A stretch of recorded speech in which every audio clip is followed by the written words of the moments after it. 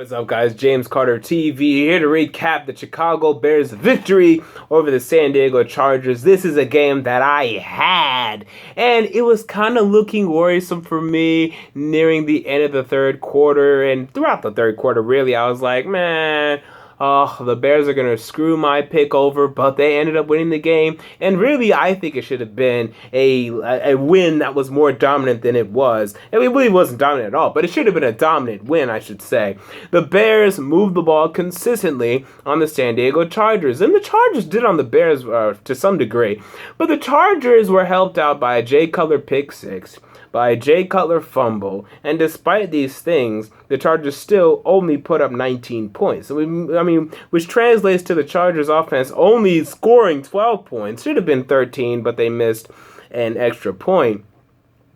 And looking at I think 7 of those points, or not, maybe not 7, but a field goal of those points came off of that Jay Cutler fumble. So really, this San Diego Chargers offense isn't very good. And we have to look at it, we have to analyze, we have to say why. Phillip Rivers, he's playing well. Now, I'm not going to take too much away from Phillip Rivers, but I don't like the narrative that, it's Phillip Rivers against the world. He's so good and everyone else is so bad, and that's what's going on. I don't like that narrative because I do believe that some of it will always fall on the quarterback, at least to some degree. When you look at this Chargers team, the offensive line isn't very good. I understand that. And they do things to manipulate that and to win games despite of that. But I see Tom Brady. The New England Patriots have reshuffled that offensive line more than any team in the NFL thus far in the 2015 NFL season. And despite this, the Patriots are 8-0. Tom Brady's playing MVP season, caliber type season, and the Patriots are winning games. So I don't really want to hear that Phillip Rivers, his offensive line is bad, so it's okay that he goes 4-12 this season. I don't think that's good. I think he has to win these games. And what can I really blame on him? You could say I think he'd get the ball out quicker. I think he missed a couple throws in this game. Ultimately, what are you blaming the most? You can blame the offensive line the most. That's fine.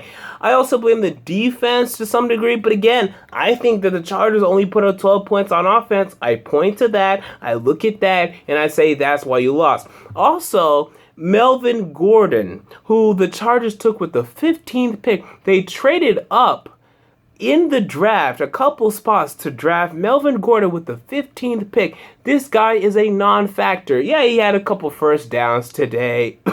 Excuse me. And looked nice in spots. But he's really not a consistent running back threat out of the backfield that they hoped he would be. He has not been a consistent weapon for this offense. And if you're the Chargers, you have to go into the 2016 season, because that's what you have to be thinking about at this point, saying, do we really have our running back? Maybe we should explore other options there. You signed Stevie Johnson to come in and help your wide receiving core. He's looking like a little bit of a downgrade from Eddie Royal, who was a consistent weapon for the Chargers last season. You look at this game, you had, Ladarius Green, tight end for the San Diego Chargers. He was out for this game. Antonio Gates has been in and out of the lineup. That hurts as well. But I really don't see an excuse for the Chargers to be as bad as they are this season. They're headed towards a 4-12, 5-11 at best season, and that is one hell of a disappointment. I had them being, I believe, 9-7, maybe 10-6. I can't remember which one I had.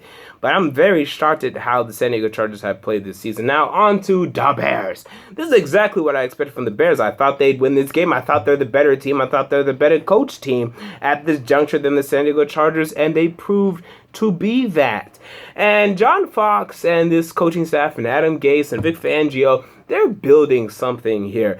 Now, I really question, they want to get rid of Jay Cutler, and I get it to some degree. Now, will a friend, or really a rookie quarterback, because that's really what we're talking about here, can a rookie quarterback come in there and have success immediately and have more success and be better than Jay Cutler day one?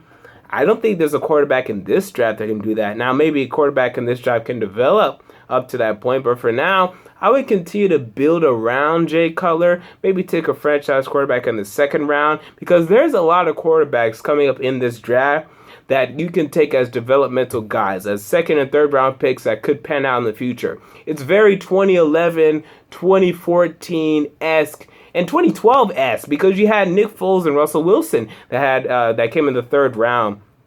So that's the type of quarterback draft. It's very deep.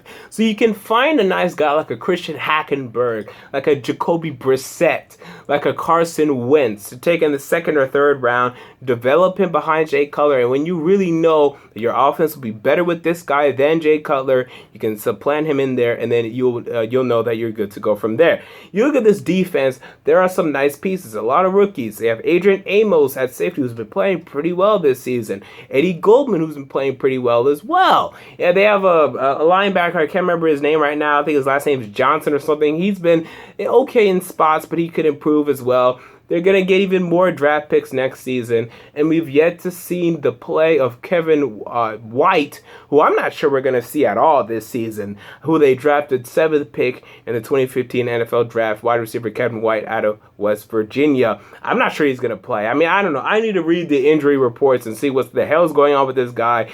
But you look at Alshon Jeffrey. This is a key offseason. Alshon Jeffrey's a free agent. Matt Forte's a free agent. I'm saying let Matt Forte go because you see your rookie, Jeremy Langford, who you took in the 5th round, I believe, he's playing well. And you took Kadeem Carey last year in, I believe, the 4th round, and he had a nice run today. So, hey, let those two guys run around a little bit. Don't pay Matt Forte. He's almost over the hump. He's not quite there yet, but he's pretty close. Don't pay him another contract. Unless if he's willing to take a 2-year deal. I don't see that. I think he knows he can go to, like, I don't know, Jacksonville, maybe not Jacksonville because they actually have a running back now, but some team that's foolish and get a 4-year like $30 million deal, and we'll all look at it and be like, what? He's done in 2 years max.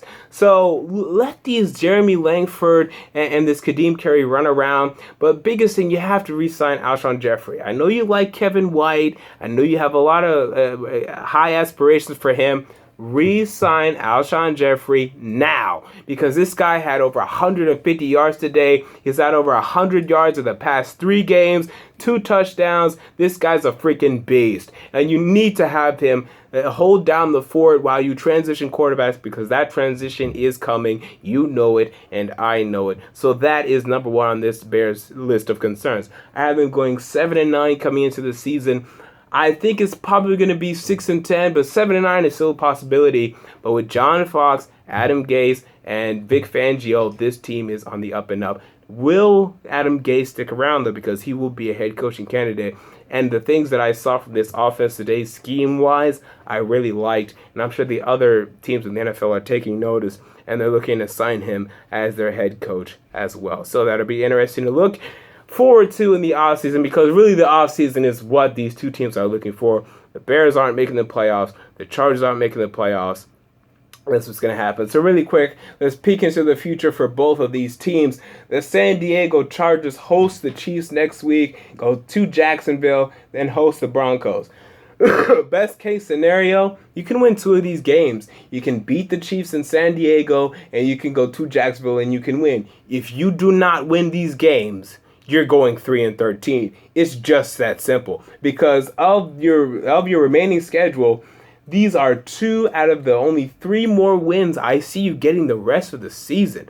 And I wonder what you Charger fans, comment down below, what do you guys think about Mike McCoy? I'm hearing some whispers about him possibly being fired at the end of the season. I really want to hear you guys' take on this. All I know is this. I wouldn't fire him, but I'm looking very keenly at Tom Telesco, the general manager, because he has failed to build this defense out of Jason Verrett, who was a very nice pick. I mean, this defensive line has been bad for 3 years. We've known it's been bad for 3 years, and he's done nothing to fix it. I mean, did you see when Jeremy Langford just ran up the Chargers defensive line in the red zone 2 consecutive plays? One at the 6-yard line, gained 5 yards, should have gained 6, and then one on 3rd and goal, 1-yard line, goal line stand. They can't stop anybody. They just get thrashed. They just get moved immediately. This defensive line has been bad for 3 years. Don't tell me how good Kendall Reyes is. He's not. Don't tell me how good Sean Lissamore is. He's not. Don't tell me how good Corey Liuget is. He's not. This defensive line needs more pieces on it, and hopefully they can find them in the upcoming draft. I believe Robert Nkemdiche and Kenny Clark could help you with that. So anyway, that's the end of this video. Until next time, James Carter TV, I'm out. Peace.